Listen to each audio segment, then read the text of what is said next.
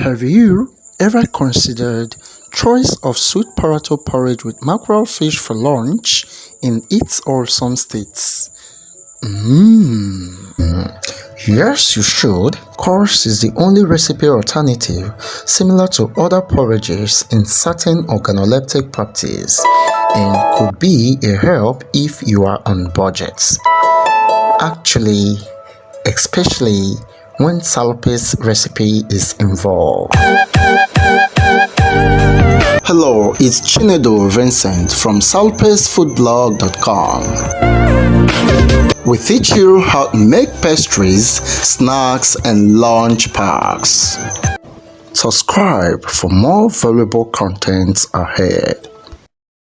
Here is the shots of useful ingredients needed for cooking this potato porridge.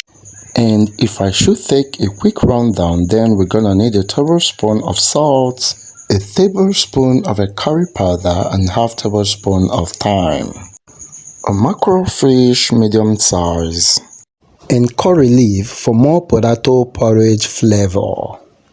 And to the other side, we'll need a tablespoon of a Cameroon pepper, some seasoning cubes, fresh scotch bonnet pepper just to boost up the color with garlic, and 2 cooking spoons of vegetable oil, alongside with some crayfish and 6 tubers of big size sweet potatoes and our vegetable green leaf. So, having known what we need, clean up the sweet potatoes by washing with water. You can use sponge if you think the potato is too dirty. Then peel to remove the extraneous part of the potatoes and repeat the cleaning process for the rest tubers of the potatoes. And now, cut the potatoes into smaller chunks and transfer into your cooking pot, harboring a generous amount of water. Arrange and transfer to your stove as you cook at medium heat, as you maintain a closed lid. Clean up your mackerel fish as you get them ready for the parboiling process. Any dry or fried fish can be suitable for this in case you can't find the mackerel around you. And all you're simply gonna do is to place them into the pot to parboil them together alongside with the potatoes. Again, go ahead and cover the pot. And once the pot comes to a rolling boil, single out the fish and allow to cool while you continue the cooking of the potatoes to a porridge. You can use this time to prepare all your various ingredients such as your vegetables, your fresh onion and pepper, dice them together and set aside. Into your oil at medium heat and allow to heat up. Then fry your fish to a browner and crispy level. And to your potato, simply give it a quick stir to ascertain that it is getting soft. And if yes, begin to introduce your ingredients one after the other. Your onion goes in first, followed by part of your thyme and curry powder because we'll be using the rest later on. Half tablespoon of beef seasoning powder. Simply cover your pot and continue cooking. And to our dried and crispy fish, simply scoop them out of the oil. And use that same oil to make some sauce that we'll be using for the porridge. And to do that, simply fry your onion to a brown caramel look and then proceed with the addition of the rest of your spicing ingredients. Frying these ingredients to the hot oil helps to build up lots of flavor that makes you crave for more porridge.